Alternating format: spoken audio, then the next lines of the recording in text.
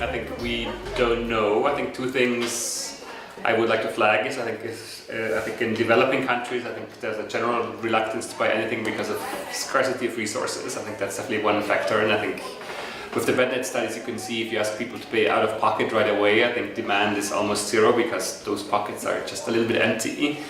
But I think more generally, I think the enthusiasm for technology I think is not high, and I think people often believe that they don't work as well, I think, as public health people do. And I think what we found in the lab experiment is really that people interpret any kind of preventive failure, as we called it, as evidence for these things not working. So this idea that, well, if I have like a bad net or I get the flu shot and then I get sick, well, I will never do that again because that thing doesn't work. Like, you promised me, like, if I do this, I stay healthy, and I got sick, so I will not do it again. And I think that's fundamentally this imperfect insurance argument, that if you have to invest in something that might not work, I think you might get discouraged quite easily. I think that's definitely something that happens.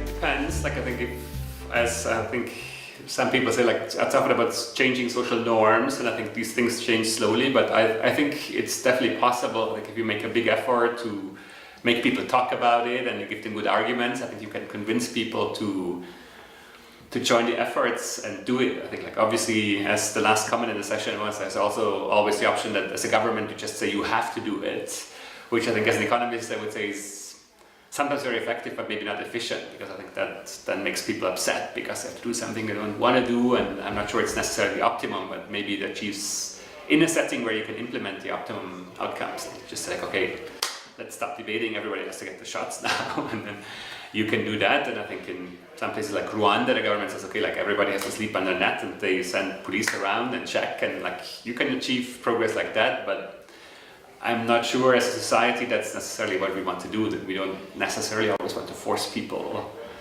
to do things.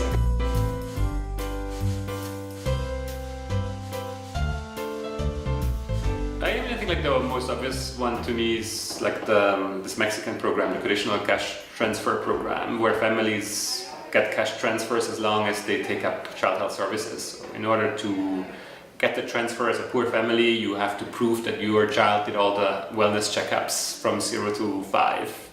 So if you don't get like the stamp from your pediatrician, like your transfer will be cancelled. So that's a very strong financial incentive.